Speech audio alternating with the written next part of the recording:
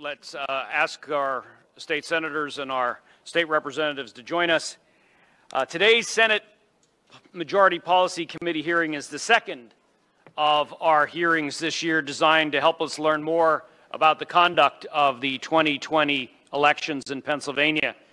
Today's hearing was requested by Senator Doug Mastriano, who, in addition to serving the 264,000 residents of the 33rd District in Adams, Cumberland, Franklin, and York counties, also serves as the chair of the Senate's Intergovernmental Operations Committee. As Dr. Mastriano can attest, this subject is an excellent example not of the normal layer cake model of intergovernmental operations, but of the marble cake model. We have examples of local government, county government, state government, and federal government, all very much involved in the design and conduct of an election. And as we've seen, not always in a logical, rational, or understandable model. I have frequently reminded the students in the college classes which I have taught, as well as more recently our own governor, that senators and representatives and governors are not kings, we're not judges, we're not dictators. We are agents of public opinion, elected by the people for a fixed term as lawmakers to provide oversight on behalf of the public over our government agencies and, of course, as lawmakers.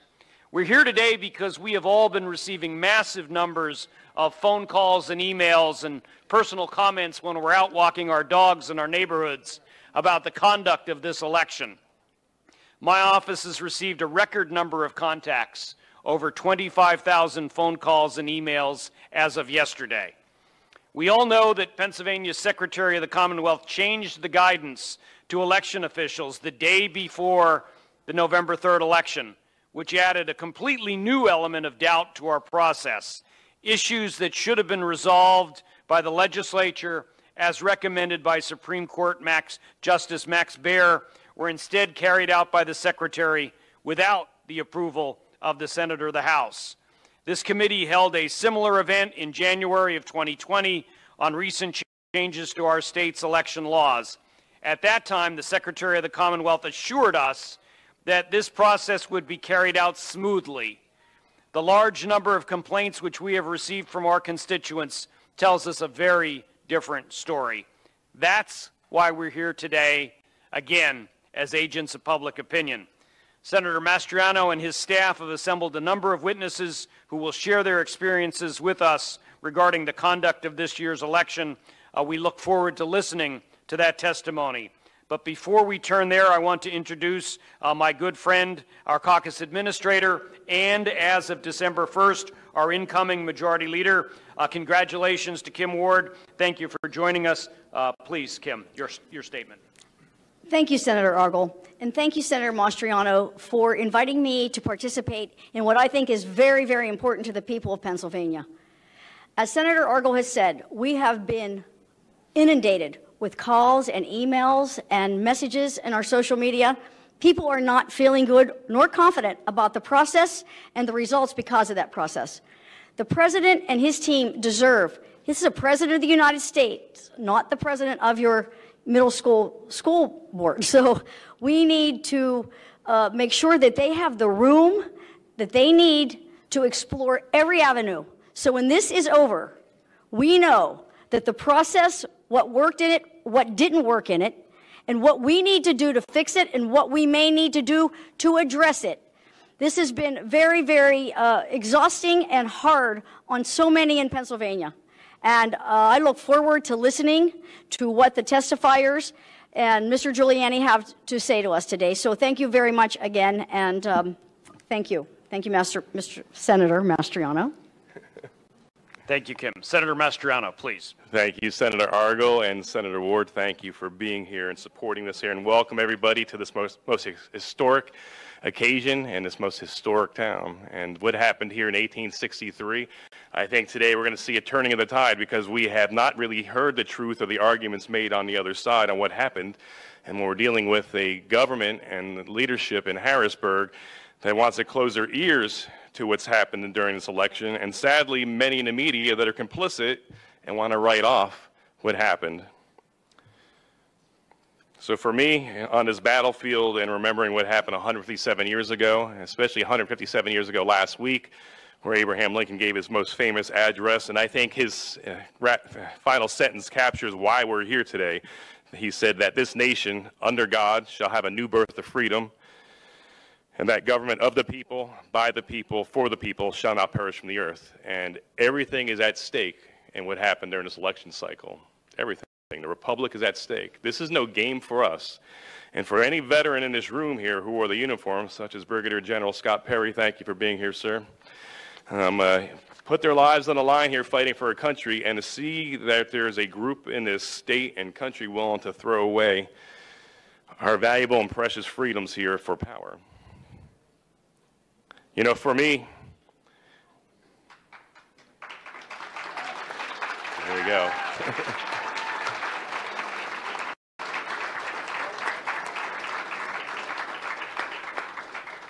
And Mr. Mayor, it's going to be a fantastic hearing today. Despite pleas from our citizens, the governor refuses to even consider that there was any shenanigans in the elections here in our state, a state of 13 million people, and he wants to discount because his guy won that nothing bad happened, and that's just unacceptable. If there's any hint of fraud out there, we need to investigate. Any governor serving the people, this commonwealth, would put aside his petty politics, and find out the truth, if anyone was defrauded. And at this point here, he's unwilling to do that. Let me point out some hard facts here. We are in Adams County, named after our second president, John Adams, who famously said, "Facts are stubborn things." Let me lay out several of these inconvenient truths, as Al Gore would have us think. There have been many allegations of voting law violations across the state, and the governor serving the people would have to move heaven and earth to ensure no one was defrauded, but yet he's not moved to action. And even his Secretary of State, of course, says that there was no shenanigans of great concern. And I'll remind everyone that I was a no vote on the confirmation of Kathleen Bookvar 4 times that I interacted with her. I asked her, why are elections in Afghanistan more secure than in Pennsylvania?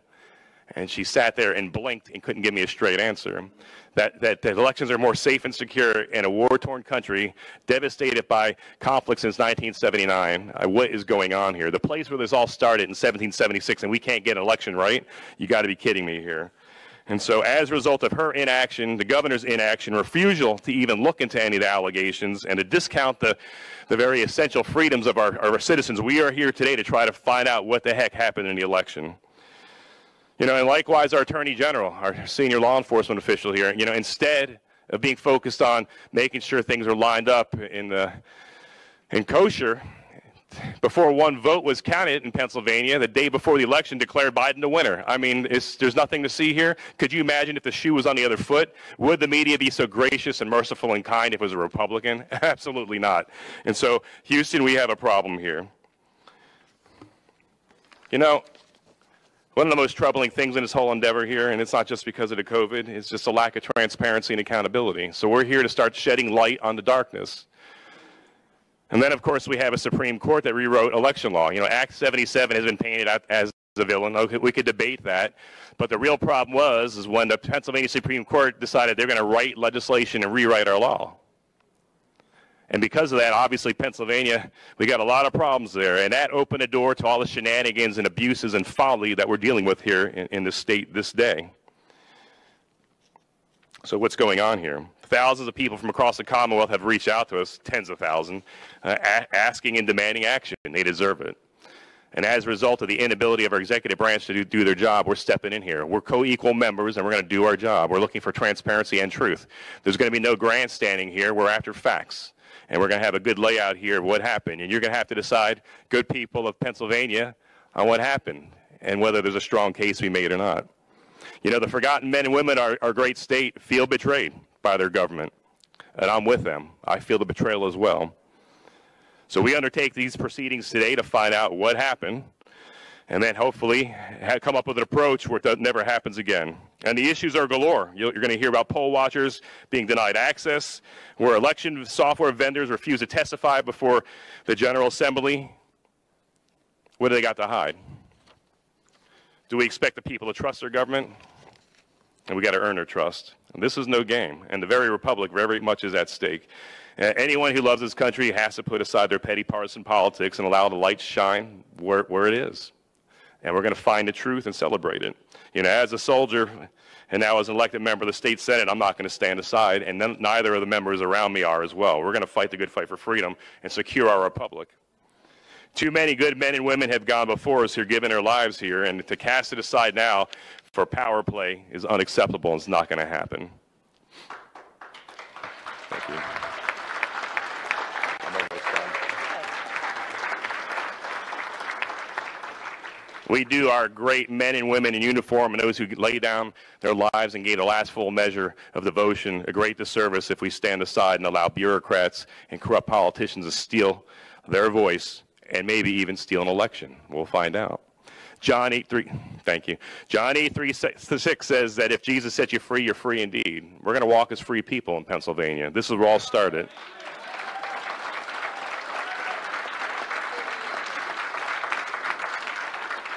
We choose this day to walk as free men and women in honor of the sacrifice not only of Jesus on Calvary, but also in honor of the sacrifice of brave men and women in uniform who fought for and secured our freedoms.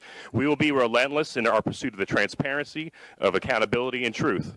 The time for dithering, politics, and games is over. The time for truth and justice is now. In conclusion, as Benjamin Franklin was leaving Constitutional Hall in 1787, he was approached by Mrs. Powell, and Mrs. Powell ran up to him. We surmise she knew him personally, and she said, "Well, Mr. Franklin, what do we have, a monarchy or a republic?" And he said, "A republic if you can keep it." This is our time to keep this republic. Thank you, and God bless you. Thank you. Thanks, Senator Mastriano.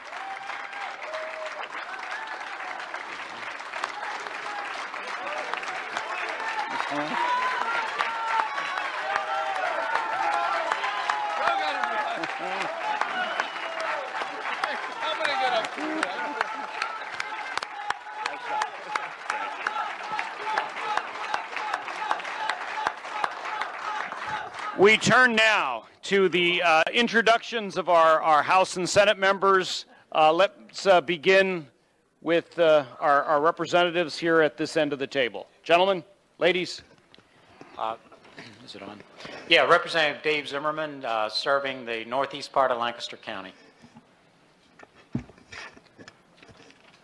Representative Greg Rothman, the 87th District, Cumberland County. Representative Mike Jones, 93rd District, York County. Representative Paul Schemmel, portions of Franklin County. Representative Rob Kaufman, 89th District, Northern Franklin County. Representative Stephanie Borowitz from the 76th District. I'm honored to be here fighting for freedom, so thanks.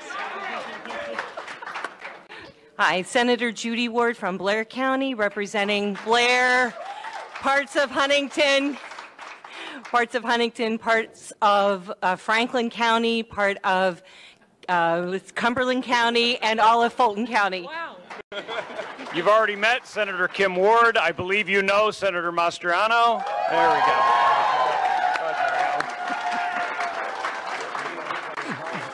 Good afternoon. I'm Senator Mario Scavello from Monroe, Northampton County, and I can see New Jersey from my district.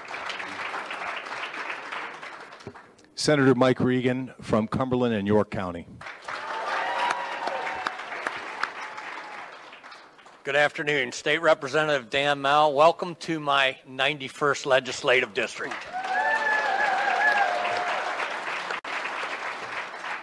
Representative Frank Ryan from Lebanon County, Breakaway Probate. Thank you. We are also joined on Zoom Senator Brooks and Senator Hutchinson from northwestern Pennsylvania, Senator Yaw from the Williamsport area, Senator Stefano from southwestern Pennsylvania, Senator Laughlin from Erie, Senator Martin from Lancaster County, Senator Pittman from Indiana County, Senator Pat Brown from the Lehigh Valley. Also, my job as chairman is to remind our panelists to keep their microphones muted until it is your turn to speak, and also remind everyone to strictly observe our time limits. One other reminder to our senators and witnesses at the request of our Senate attorneys, this is a legislative hearing. Our purpose is to listen to the complaints of our constituents, the oversight of government agencies, and the need for possible legislation. We all need to conduct ourselves accordingly. With that being said, Senator Mastriano, I believe you want to introduce our first witness for 15 minutes. And we will hold, to the representatives and senators so you understand, we will hold all of our questions until the conclusion of the 6th panel. I would just simply say, welcome to America's Mayor. Thank you, Mayor Giuliani, for being here.